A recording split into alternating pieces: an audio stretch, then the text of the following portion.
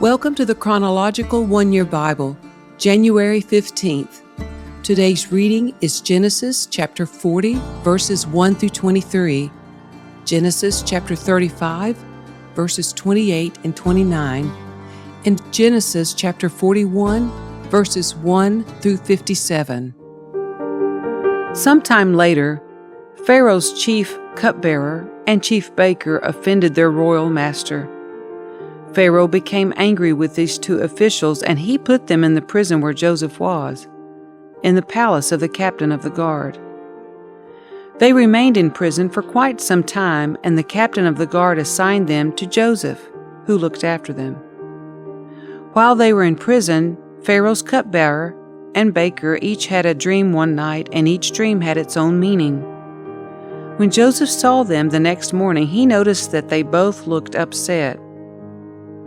"Why do you look so worried today?" he asked them. And they replied, "We both had dreams last night, but no one can tell us what they mean." "Interpreting dreams is God's business," Joseph replied. "Go ahead and tell me your dreams." So the chief cupbearer told Joseph his dream first. "In my dream," he said, "I saw a grapevine in front of me. The vine had 3 branches that began to bud and blossom, and soon it produced clusters of ripe grapes.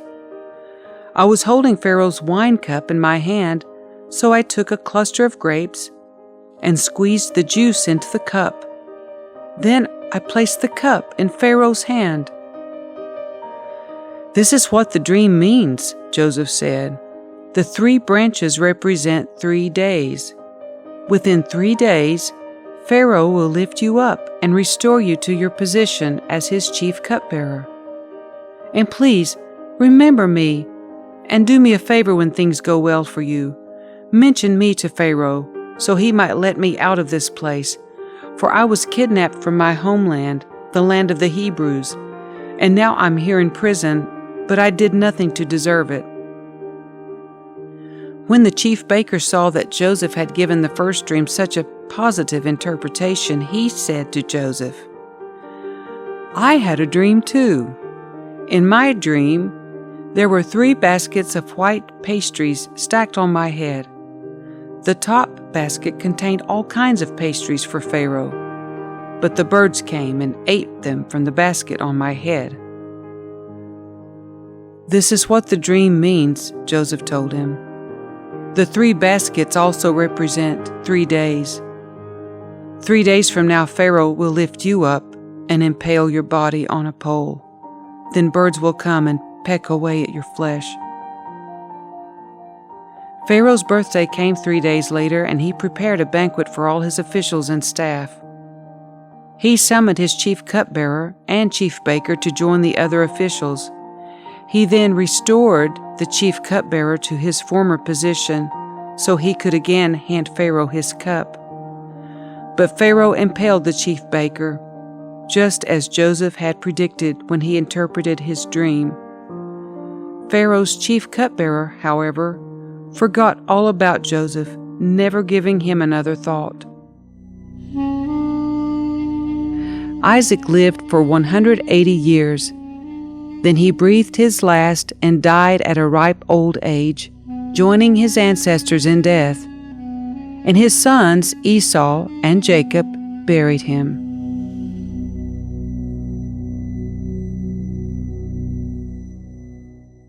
Two full years later, Pharaoh dreamed that he was standing on the bank of the Nile River. In his dream, he saw 7 fat, healthy cows coming up out of the river and begin grazing in the marsh grass.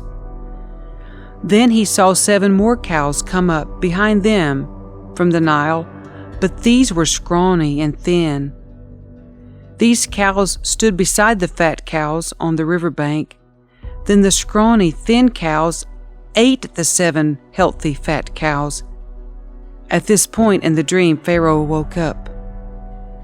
But he fell asleep again and had a second dream. This time he saw 7 heads of grain, plump and beautiful, growing on a single stalk. Then 7 more heads of grain appeared, but they were shriveled, and withered by the east wind. And these thin heads swallowed up the 7 plump, well-formed heads.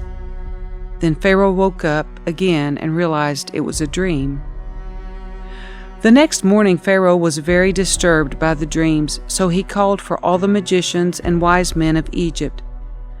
When Pharaoh told them his dreams, not one of them could tell him what they meant. Finally, the king's chief cupbearer spoke up. "Today I've been reminded of my failure," he told Pharaoh. "Some time ago you were angry with the chief baker and me, and you imprisoned us in the palace of the captain of the guard.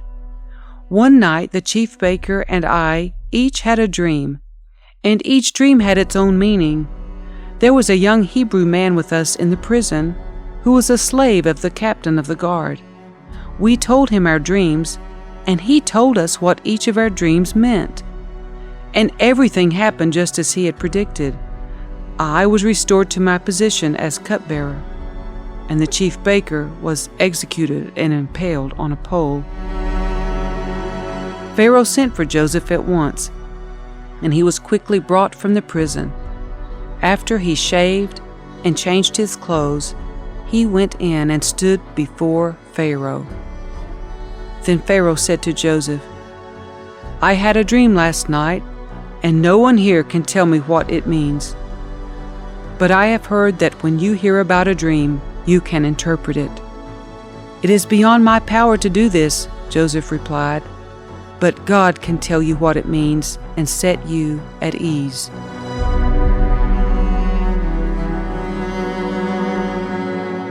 So Pharaoh told Joseph his dream. "In my dream," he said, "I was standing on the bank of the Nile River, and I saw 7 fat, healthy cows coming up out of the river and begin grazing in the marsh grass. But then I saw 7 sick-looking cows, scrawny and thin, come up after them. I've never seen such sorry-looking animals in all the land of Egypt. These thin, scrawny cows ate the 7 fat cows, but afterward you wouldn't have known it, for they were still as thin and scrawny as before. Then I woke up.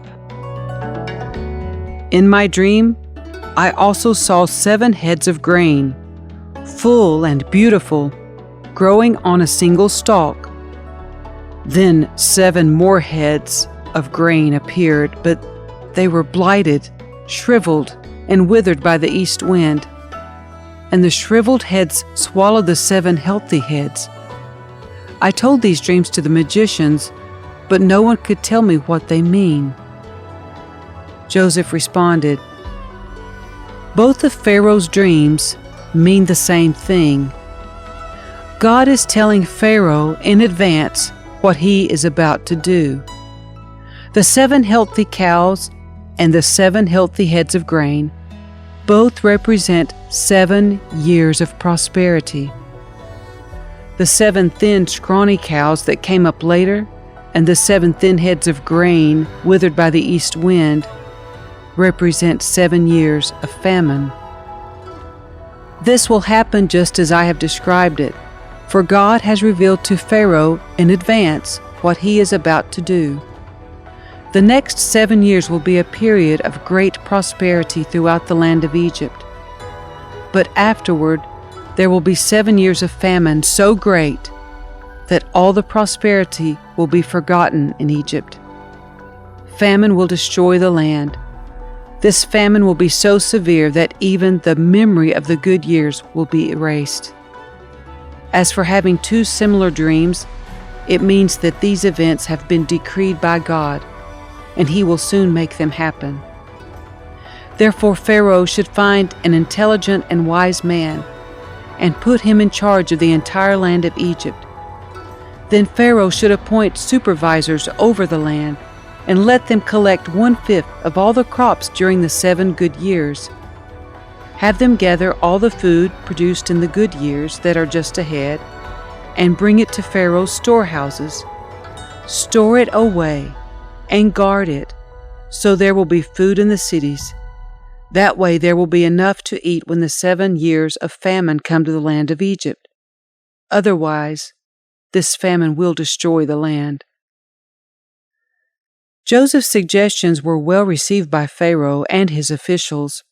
So Pharaoh asked his officials, "Can we find anyone else like this man, so obviously filled with the Spirit of God?"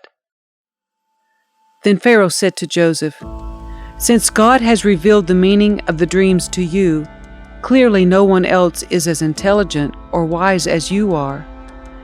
You will be in charge of my court, and all my people will take orders from you. Only I, sitting on my throne, will have a rank higher than yours."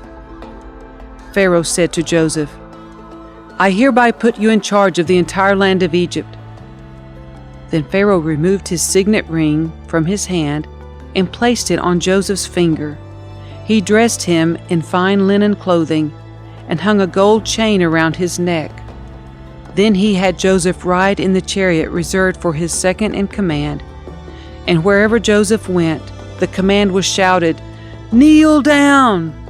So Pharaoh put Joseph in charge of all Egypt, and Pharaoh said to him, "I am Pharaoh, but no one will lift a hand or foot in the entire land of Egypt without your approval."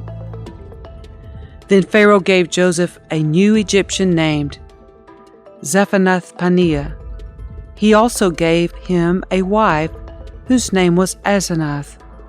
She was the daughter of Potiphera, the priest of On. So Joseph took charge of the entire land of Egypt.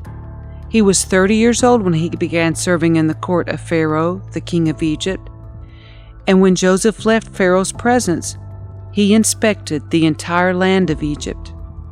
As predicted, for 7 years the land produced bumper crops. During those years, Joseph gathered all the crops grown in Egypt and stored the grain from the surrounding fields in the cities. He piled up huge amounts of grain, like sand on the seashore. Finally, he stopped keeping records because there was too much to measure. During this time, before the first of the famine years, 2 sons were born to Joseph and his wife Asenath, the daughter of Potiphera, the priest of On. Joseph named his older son Manasseh, for he said, "God has made me forget all my troubles and everyone in my father's family." Joseph named his second son Ephraim, for he said, "God has made me fruitful in this land of my grief." At last the 7 years of bumper crops throughout the land of Egypt came to an end.